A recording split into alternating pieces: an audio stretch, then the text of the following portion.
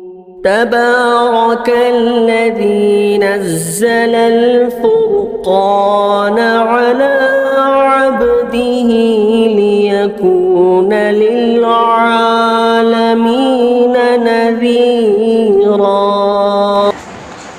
السلام عليكم ورحمة الله وبركاته. الحمد لله نحمده ونستعينه ونستغفره ونؤمن به ونتوكل عليه ونعوذ بالله من شرور أنفسنا ومن سيئات أعمالنا من يهده الله فلا مضل له ومن يضلله فلا هادي له ونشهد أن لا إله إلا الله وحده لا شريك له ونشهد أن سيدنا ونبينا وحبيبنا ومولانا محمدا عبده ورسوله. أما بعد فأعوذ بالله من الشيطان الرجيم. بسم الله الرحمن الرحيم. ما يلفظ من قول إلا لديه رقيب عتيد. وقال النبي صلى الله عليه وسلم عن عقبة بن عامر رضي الله تعالى عنه قال لقيت رسول الله صلى الله عليه وسلم فقلت من نجا فقال أملك عليك لسانك وليسعك بيتك وابكي على خطيئتك أو كما قال عليه الصلاة والسلام. اللهم صل على محمد وعلى آل محمد وبارك وسلم. عزیز ساتھی، گزشتہ جو جمعہ سے آپ حضرات کے سامنے ایک حدیث پر بات ہو رہی تھی، جو حدیث آج کے موجودہ زمانے میں ہم سب کے لیے بہت اہم ہے، جس میں ایک صحابی نے اللہ کے رسول صلی اللہ علیہ وسلم سے سوال کیا، اے نبی جی من نجات، یعنی کہ نجات کا راستہ کون سا ہے، نجات دینے والی چیز کون سی ہے؟ تو اللہ کے رسول صلی اللہ علیہ وسلم نے اس میں 3 نصیحتیں فرمائی. سب سے پہلی چیز اللہ کے رسول صلی اللہ علیہ وسلم نے فرمایا املک علیک لسانک، کہ تو اپنی زبان کی حفاظت کر. دوسری چیز اللہ کے رسول صلی اللہ علیہ وسلم نے فرمایا ولیسعک بیتک، تو اپنے گھر کے اندر زیادہ وقت گزار، بجائے تو روڈوں پر وقت گزارنے کے، چوراہوں پر وقت گزارنے کے. تیسری چیز اللہ کے رسول صلی اللہ علیہ وسلم نے فرمایا وَابْكِ عَلَىٰ خَطِيئَتِكَ، کہ تو اپنے گناہوں کو یاد کر کے اللہ کے سامنے رویا کر. کہ اسی نے فرمایا کہ اگر کوئی آدمی ان چیزوں کی اپنی زندگی کے اندر پابندی کر لے کہ وہ آدمی موت سے پہلے ولی بنتا ہوا جائے گا. گزشتہ جو جمعہ سے آپ حضرات کے سامنے زبان کے سلسلے میں بات ہو رہی تھی، تو انشاءاللہ آج جو ہے اس جمعہ میں زبان کی بات ختم کر کے آگے کی بات ہم بڑھائیں گے.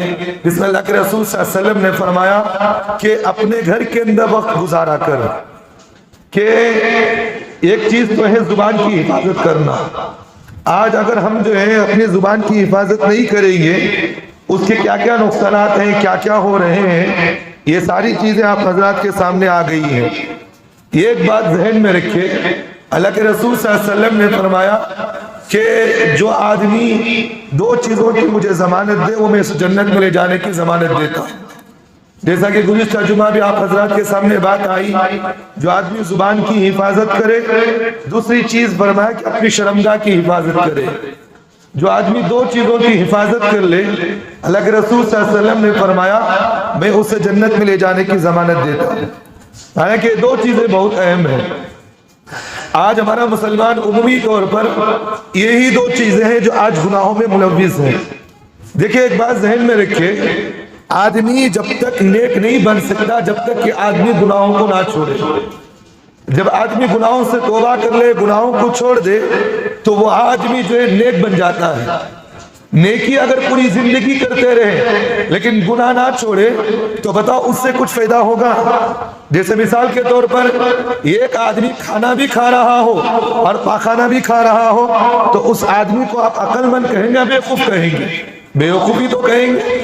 ایک پلیٹ کے اندر پاخانہ بھی رکھا ہوا ہے، ایک برتن کے اندر جو ہے کھانا بھی رکھا ہوا ہے، کھانا بھی کھا رہا ہے اور پاخانہ بھی کھا رہا ہے، اس آدمی کی جو ہے کھانے کو، اس آدمی کی عقل مندی کو آپ عقل مند نہیں کہتے بلکہ اس آدمی کو آپ جو ہے بیوقوف کہیں گے۔ تو اس کی مثال ایسی ہی ہے کہ ایک آدمی نیکی بھی کر رہا ہو اور گناہوں کے اندر بھی ملوث ہو، تو بتاؤ اس کے گناہ کبھی اسے فائدہ مند دیں گے؟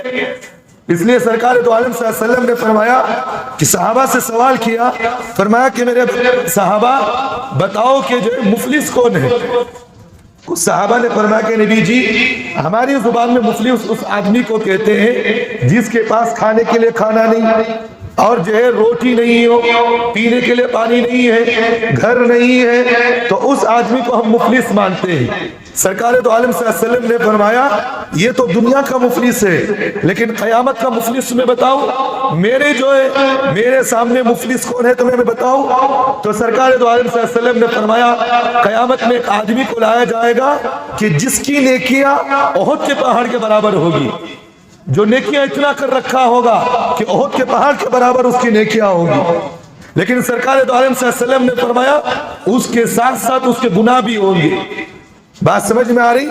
جو میں نے آپ کے سامنے مثال دیا تھا کہ ایک آدمی جو ہے نیکیاں بھی کر رہا ہو، گناہ بھی کر رہا ہو، تو بتاؤ وہ نیکیاں اس آدمی کو جنت میں لے جائیں گی؟ نہیں لے جا سکتے۔ جب تک کہ آدمی گناہ کو چھوڑ کر نیکی کرنے پر نہ لگ جائے، گناہ بھی کرتے رہے نیکی بھی کرتے رہے، تو وہ نیکی آدمی کو جنت میں نہیں لے جائے گی جب تک کہ آدمی گناہوں سے توبہ نہ کرے۔ تو اس حدیث سے ہمیں اللہ کے رسول صلی اللہ علیہ وسلم نے فرمایا کہ قیامت میں اس آدمی کو لایا جائے گا جس کے پاس نیکیاں زیادہ ہوں گی۔ پھر اللہ کے رسول صلی اللہ علیہ وسلم نے آگے فرمایا کہ اس آدمی کو اللہ تعالیٰ جو ہے جنت میں جانے کا حکم بھی کر دیں گے کہ تیرے نعام اعمال میں اتنی نیکیاں ہیں کہ ہم تجھے جنت میں بھیج رہے ہیں۔ وہ آدمی کو جنت میں جانے کا فیصلہ بھی ہو جائے گا، وہ آدمی جنت میں جانے کے لیے تیار ہوگا، جنت کے قریب ہوگا۔ کوئی آدمی پیچھے سے آئے گا، اس کا پیچھے کے جو کندھے پر ہاتھ رکھے گا، کھینچ کر اللہ کے سامنے لا کر کھڑا کرے گا۔ اب اللہ سے کہے گا کہ اللہ یہ میرا حق دنیا کے اندر بہت کھایا تھا۔ اللہ کہیں گے کہ کیا کیا تھا اس نے؟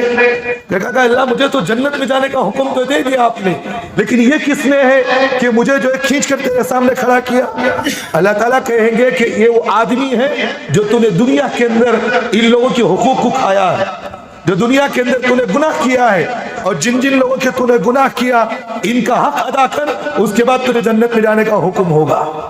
سرکار دو عالم صلی اللہ علیہ وسلم نے فرمایا وہ آدمی جو ہے اپنی نیکیوں کو دیکھتے ہوئے کہے گا اللہ بلاؤ کون کون لینے والے ہیں، آج میں اپنی نیکیاں دینے کے لیے تیار ہوں۔ بھئی تھوڑی دیر سوچے تو بات صحیح۔ سرکار دو عالم صلی اللہ علیہ وسلم نے آگے فرمایا وہ آدمی اللہ کے سامنے کھڑا ہوگا، حق مانگنے والوں کی کتاب لگی ہوئی ہوگی، لائن لگی ہوئی ہوگی۔ ایک آدمی آ کر کہے گا اے اللہ مجھے دنیا میں اس نے گالی دی تھی، آج اس گالی کا بدلہ یہ ہے کہ اس کی نیکیاں مجھے دے، اس کی نیکیاں مجھے دے۔ بالآخر اللہ کے رسول صلی اللہ علیہ وسلم نے فرمایا اللہ تعالیٰ اس کی نیکیاں ان لوگوں کو دیتے رہیں گے، اس کے گناہ اس کو دیتے رہیں گے۔ اس کی نیکیاں جو کچھ بھی ہیں، چاہے بہنوں کے حقوق کھایا ہو، چاہے لوگوں کو گالیاں دیا ہوا ہو، چاہے لوگوں کو غیبت کی ہو، چاہے لوگوں کو ستایا ہو، پڑوسیوں کو ستایا ہو، لوگوں کی غیبتیں کی ہو، گالیاں دی ہو۔ دیکھیں ایک بات ذہن میں رکھیے، میں یہاں بات نوٹ کہتا ہوں، ایک بات ذہن میں رکھیے، آدمی کا نمازی ہو جانا اس کی مقبولیت کی علامت نہیں۔ میری بات سمجھ میں آ رہی؟ چاہے وہ آدمی نمازی ہو، چاہے وہ آدمی حج پر حج کرنے والا ہو، چاہے وہ دین کی خدمتیں کرنے والا ہو، کوئی بھی کیوں نہ ہو، اس کی یہ عبادت کوئی مقبولیت کی علامت نہیں ہے۔ مقبولیت کی علامت آدمی کی اس وقت ہے کہ آدمی اپنے گناہوں سے توبہ کرے۔ میری بات سمجھ میں آ رہی؟ جب تک آدمی اللہ کے سامنے توبہ نہ کرے اس کی یہ ساری عبادتیں بیکار ہیں۔ بات سمجھ میں آ رہی؟ نہیں سمجھ میں آ رہی ہوگی۔ دیکھیے ایک مثال سے بات سمجھے۔ ایک آدمی جو ہے اپنے لوٹے کو جو پانی کا لوٹا ہے گلاس ہے، اگر اس گلاس کو اگر کوئی آدمی اوندھا رکھ دے، اس پر آپ جتنا بھی پانی ڈالیں تو اس سے فائدہ کچھ نہیں ہوگا، جب تک کہ آدمی اپنے گناہوں کو توبہ کر کے اللہ کے سامنے اپنے پاک دل کو پیش نہ کرے، اس وقت تک اس دل کے اندر نور بھی نہیں آتا۔ وہ عبادتیں اس کے دل کے اندر وہ نورانیت بھی پیدا نہیں کرتی، اور وہ عبادتیں انسان کی زندگی کے اندر وہ نورانیت بھی پیدا نہیں کرتی، اس کی زندگی کے اندر اس کے اخلاق کے اندر وہ نورانیت پیدا نہیں کرے گی جب تک کہ آدمی اپنے گناہوں سے توبہ نہ کرے۔ میری بات سمجھ میں آ رہی؟ بہت سارے لوگوں کو آپ نے دیکھا ہوگا، آج یہ ہے، سب کچھ ہے، دین کی خدمتیں کر رہا ہے، دین کی محنتیں کر رہا ہے، لیکن اس کی اخلاق کی زندگی نہ سدھرنے کی وجہ سے یہ ساری عبادتیں اس کی بیکار ہوتی نہیں ہوتی ہے۔ بات سمجھ میں آ رہی نہیں آ رہی؟ اس لیے میرے بھائیوں، سب سے پہلی چیز آدمی کو اپنے دل کو پاک رکھنا چاہیے، اپنے گناہوں سے توبہ کرنا چاہیے، اس کے بعد آدمی کی عبادتیں رنگ لے جاتی ہے۔ اس لیے اللہ والوں کے پاس آپ جائیں گے نا، خانخواہوں میں آپ جائیں گے تو خانخواہ کے اندر آپ دیکھیں جتنے بھی ہمارے بزرگ اللہ والے ہوتے ہیں، سب سے پہلے انسان کے دل پر محنت کی جاتی ہے، اس کے اخلاق کو سدھارا جاتا ہے، اس کے بعد اس کے اندر اعمال کی توفیق دی جاتی ہے۔ میں بعض بتاتے ہیں آپ مجھے بعض واقعات بتاتا ہوں۔ حضرت تھانوی رحمۃ اللہ علیہ کے پاس کوئی آدمی جب بھی بیعت لینے کے لیے آتا تو حضرت بیعت لینے سے پہلے اس آدمی کو کہتے، انسان بننا ہو تو میرے پاس آؤ، نمازی، روزے دار، دین کی خدمت کرنا تو باہر چلے جاؤ۔ میری بات سمجھ میں آ رہی ہے؟ چاہے نمازی بننا ہو، دین کی خدمت کرنا ہو، ساری چیزیں کرنا، باہر چلے جاؤ۔ انسان بننا ہو تو میرے پاس آؤ، کیونکہ جب تک آدمی انسان نہ بنے تو بتاؤ آدمی عبادت صحیح طریقے سے کر سکتا؟ بھی میری بات سمجھ میں آ رہی ہے؟ جب تک آدمی انسان نہ بنے اس کی عبادت کوئی فائدہ نہیں دیتی۔ اس لیے سرکار دو عالم صلی اللہ علیہ وسلم نے یہی چیز بتایا کہ قیامت میں انسان کو جب اللہ کے سامنے کھڑا کیا جائے گا، جتنوں کے لوگوں کے حقوق کھایا ہے ہر ایک کے حقوق اسے دیتے جائے گی، بالآخر اس کے پاس نیکیاں ختم ہو جائے گی اور اس کے پاس صرف گناہ ہی گناہ باقی رہیں گے۔ اس کے بعد اس آدمی کو نیکی نہ ہونے کی وجہ سے جہنم میں ڈھکل دیا جائے گا۔ تو اس لیے اللہ سے دعا کرے، اللہ سے توبہ استغفار کر، ہم تمام کو کرنا چاہیے کہ اللہ جو نیکیاں ہم کر رہے ہیں ان نیکیوں کی ہمیں حفاظت کرنے کی بھی توفیق دے۔ بات سمجھ میں آ رہی ہے؟ آدمی عبادت تو بہت کر لیتا ہے، آدمی جو ہے نمازیں تو بہت پڑھ لیتا ہے، لیکن زندگی کے اندر سدھار کا مزاج پیدا نہیں ہوتا۔ تو بہرحال بات کہاں سے کہاں چلی گئی؟ تو بہرحال میں بتانا یہ چاہ رہا ہوں، اللہ کے رسول صلی اللہ علیہ وسلم نے فرمایا جو آدمی سب سے پہلے اپنی زبان کی حفاظت کر لے وہ آدمی نجات پا گیا، وہ آدمی کامیاب ہو گیا۔ اور زبان کی حفاظت اللہ والوں کے سامنے بھی حفاظت کرنا چاہیے، علماء کے سامنے بھی ہو، ماں باپ کے سامنے بھی ہو، ہر ایک کے سامنے اپنی زبان کی حفاظت کرنا ضروری ہے۔ اور آدمی خصوصی طور پر زبان کی حفاظت نہ کرنے کی وجہ سے آدمی کی دنیا آخرت برباد ہو جاتی ہے۔ جیسا کہ میں نے آپ کے سامنے گزشتہ جمعہ حضرت معاذ رضی اللہ عنہ کی جو ہے ایک حدیث بیان کیا تھا، بتانے میں آتا آخری میں ایک حدیث بتایا کہ اللہ کے رسول صلی اللہ علیہ وسلم سے حضرت معاذ بن جبل نے یمن کی طرف جاتے ہوئے سوال کیا، اے نبی جی مجھے نجات کا کوئی ایسی چیز بتائیے، مجھے کوئی ایسا عمل بتائیے تاکہ میں اس عمل کے ذریعے سے جنت میں پہنچ جاؤں اور میں جہنم سے بچ جاؤں، جنت میں چلے جاؤں۔ سرکار دو عالم صلی اللہ علیہ وسلم نے فرمایا اے معاذ اس زبان کی حفاظت کر لے کہ تو جنت میں چلے جائے گا۔ ایک نقطے کی بات مجھے یہاں یاد آ گئی، اس کی بات ذہن میں رکھے، کیا مطلب ہے اس کا، کیا مطلب ہے اس زبان کی حفاظت کرنے کا؟ بھئی آج کل جو ہے عمومی طور پر یہی بات ہے کہ آدمی اپنی زبان کی حفاظت نہ کرنے کی وجہ سے اس کی رشتہ داریاں میں ٹوٹ رہی ہیں اور علماء سے بھی اس کا رشتہ ٹوٹ رہا ہے، اللہ والوں کی بھی جو ہے اس کے رشتے ٹوٹ رہے ہیں۔ افسوس کی بات یہ ہے کہ ہمارے مسلمانوں کے اندر زبان کی وجہ سے غیبت کا مزاج زیادہ ہے، ہو رہا نہیں ہو رہا، انہیں وہ رشتہ داروں کی عزتیں کر رہا، انہیں وہ رشتہ داروں کی عزت کر رہا۔ آج میں خدا کی قسم اس منبر رسول پر میں بیٹھ کر کہہ رہا ہوں ہمارے خاندان جو ٹوٹے ہوئے ہیں وہ زبان کی حفاظت نہ کرنے کی وجہ سے ٹوٹے ہیں۔ اور اکثر و بیشتر میں اپنی زندگی کا ذاتی تجربہ میں آپ کو بتا رہا ہوں، ذاتی تجربہ یہ ہے کہ عمومی طور پر رشتہ داریاں جو ہیں وہ بڑوں سے ٹوٹتی ہیں، چھوٹوں سے تو نہیں ٹوٹتی۔ बात समझ में आ रही? उमूमी तौर पर रिश्तेदारियां वो छोटे से नहीं टूटती, वो बड़ों से रिश्तेदारियां ज्यादा टूटती हैं। बड़ा आदमी जो है वो छोटों को लेकर चलने का मिजाज उसके पास नहीं होता, और बड़े का मिजाज ये होता है कि सारा खानदान मेरे पास झुक कर रहे, लेकिन ये नहीं सोचता कि मैं लोगों के सामने झुक कर रहूं। जब तक आदमी बड़ा खानदान के अंदर अगर कोई क्यों ना हो, वो आदमी जो है खानदान को लेकर चलने का मिजाज ना हो, तो उस वक्त तक रिश्तेदारियां नहीं चलती। तो हमारे खानदान के अंदर इस तरह होता है, जो खानदान के बड़े जो लोग होते ना, वो क्या करते हैं, इसकी बात सुने उसको सुनाए, इसकी बात सुने उसको सुनाए। आज हमारे खानदानों में हो रहा नहीं हो रहा, और बच्चों के अंदर गीबत का मिजाज ज्यादा नहीं है, बड़ों के अंदर गीबत का मिजाज ज्यादा पाया जा रहा है। आजकल हमारे खानदानों के अंदर यही चीज है, उन्हें उसके बच्चे के बारे में उसे बोलता, एक बहन के बारे में उसकी बहन को बोलता, उसके भाई के बारे में ऐसे बोलता। माँ बाप के हैं अपने बच्चों की गीबतें कर रहे, बच्चे जो है माँ बाप की गीबतें कर रहे, जिसकी वजह से जुबान की हिफाजत ना होने की वजह से औलाद माँ बाप से दूर भाग रही, छोटे बड़ों से दूर भाग रहे, बहन भाई से दूर भाग रहा है, भाई बहन से दूर भाग रहा। हो रहा नहीं हो रहा है सब चीजें? अल्लाह की कसम खाकर कहता हूँ, जुबान की हिफाजत करे। अल्लाह वालों के पास जाए तो अपनी जुबान की हिफाजत करे, बुजुर्गों के पास जाए तो अपनी जुबान की हिफाजत करे, उलमा के पास बैठे अपनी जुबान की हिफाजत करे, हर जगह अपनी जुबान की हिफाजत करे। बात समझ में आ गई? दूसरी चीज अल्लाह के रसूल सल्लल्लाहु अलैहि वसल्लम ने फरमाया कि अपने खारिज औकात, अपने वक्त को, ज्यादातर आदमी को अल्लाह के रसूल ने फरमाया अपने वक्त अपने घर में गुजारो। लेकिन आज हमारे लोगों का मिजाज क्या है, बजाय वक्त घर में गुजारने के, चौराहों पर, चबूतरों पर, वो गली कूचों में, वो उस तरफ हमारे नौजवानों की अक्सर जिंदगियां या नहीं तो फोन में गुजरती हैं, या नहीं तो अवाशी जिंदगियां गुजर रही है। अवाशी का मतलब क्या? बेकार काम है। कोई लड़की को उन्हें उसे छेड़ रहा, वो लड़की जा रहा उसे छेड़ रहा, नहीं तो फोन के अंदर। ऐसे हमारे नौजवानों की जिंदगियां हैं, अल्लाह हिफाजत करे। बाज हमारे नौजवानों को अफसोस, बड़े अफसोसमंदी की बात में कह रहा हूँ, रोने आता है देखकर। बाज नौजवानों को मैं देखता हूँ कब्रिस्तान के अंदर, मैं एक मरतबा कब्रिस्तान गया, कब्रिस्तान के अंदर एक नौजवान को देखा, कब्र के पास बैठ को पत्ते खेलने को बैठा, हेडबुरुश खेलने को बैठा। बात समझ में आ रही? भाई अफसोसमंदी की बात है, भाई वक्त अपने घर के अंदर गुजारो। आदमी जितना वक्त अपने घर के अंदर गुजारेगा, वो आदमी अमन और अमान में रहता है। बजाय आप वक्त में घर में गुजारने के बेकार के कामों में लगेंगे, सिवाय इसमें बर्बादी का कोई चीज नहीं आती। घर में वक्त गुजारे।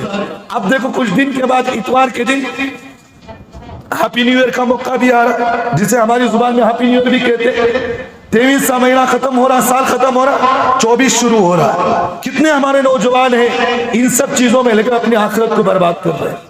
कितने मौलवी हजरात हैं जुमा के अंदर उलमा बोलते बोलते थक गए, लेकिन हमारी कौम सुधरते सुधरते थक रही नहीं। बात समझ में आ रही? बिगड़ते बिगड़ते ठुक रहे। हमारी कौम जो है बिगड़ती बिगड़ती थक नहीं रही है, हमेशा उसकी जिंदगी के अंदर बिगाड़ का मिजाज। बूढ़ों के अंदर भी वही है, बच्चों के अंदर भी वही मिजाज है, और जो है जवानों के अंदर भी वही मिजाज है। अब बताओ वो कौम क्या सुधर सकती है जो अपने अंदर खुद सुधार का मिजाज पैदा ना करे। अब जो 2024 का महीना साल आ रहा है, इतवार को शुरू हो रहा है, कितने नौजवान ऐसे हैं कि इस साल के जब शुरू होता है तो पटाखे शुरू कर देते हैं। हो रहा नहीं हो रहा? चौराहों पर खड़े होकर केक काटा जा रहा है। कोई मोहल्ले का कोई सदर सेक्रेटरी इन नौजवानों को रोकने की तौफीक भी नहीं करता। अगर बोला जाए तो कहते हैं कि हजरत छोड़ो, हजरत कर लें दे, तुम ना कौन तेरी पूछने का हजरत। बोलता नहीं बोलता, यही जुमला है ना, बोलता नहीं बोलता हमारा मुसलमान।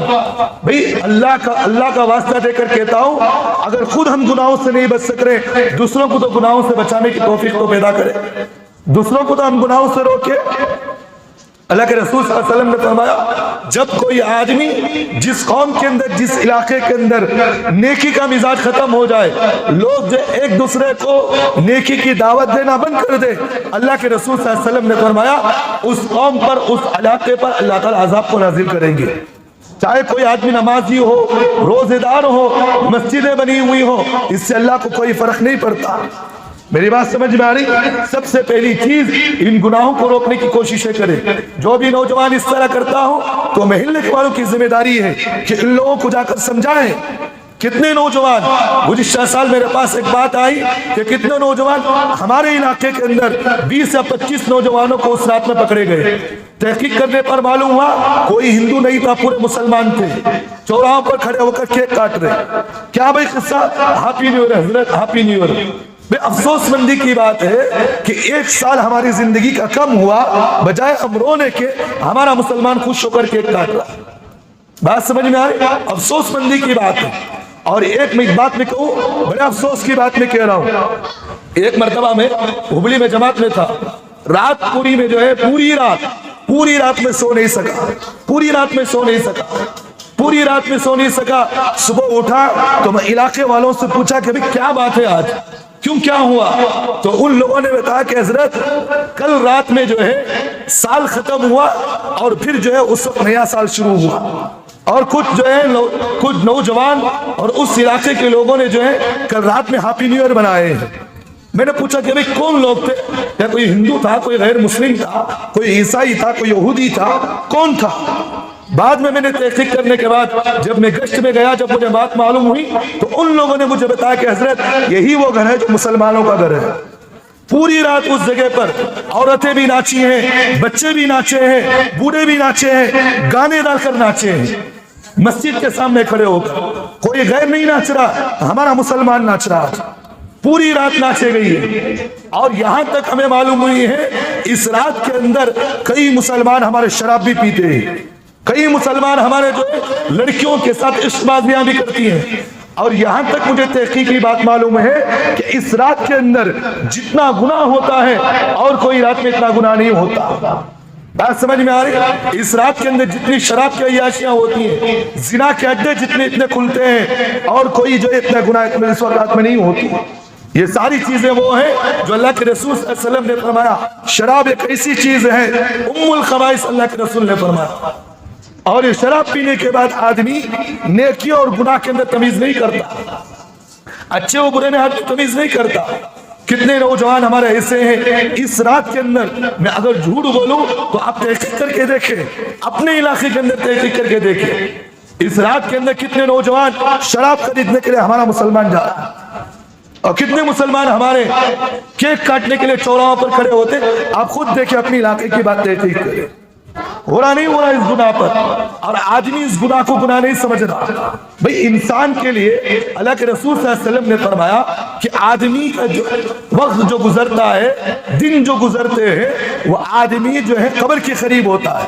ایک سال ہمارے زندگی کا گزرا تو ہم قبر کے قریب ہوئے, ہم اللہ سے روئے, اللہ سے دعا کرے کہ اللہ ہمارا سال گزر گیا, ہم نے اپنی زندگی کے اندر کیا تبدیلی پیدا کی, ہم نے اپنی زندگی کے اندر کن چیزوں کو ہم نے تبدیلی لایا. بے نمازی تھے, ہم نے نمازی بن گئے, بہت اچھی بات ہے. ہم گناہ کر رہے تھے, گناہ کو چھوڑ دیے, اس سال ہم نے گناہ کو چھوڑا, بہت اچھی بات ہے. انسان کے اندر روزانہ تبدیلی کا مزاج پیدا ہونا چاہیے. تو اس لیے میرے بھائیوں ذہن میں رکھیے, یہ ہیپی نیو ایئر یہ سب چیزیں جو ہے اپنی زندگی کو برباد نہ کریں. وقت بجائے آوارگی میں لگانے کے, بیکار میں لگانے کے, اپنے اوقات کو اپنے گھر میں گزارے, عبادت میں گزارے اور مسجدوں میں گزارے. دعا کرے کہ اللہ تعالی ہم تمام کو عمل کی توفیق عطا فرمائے. وَأَقُولُ قَوْلِي هَذَا وَأَسْتَغْفِرُ اللَّهَ لِي وَلَكُمْ وَآخِرُ دَعْوَانَا الْحَمْدُ لِلَّهِ رَبِّ الْعَالَمِينَ.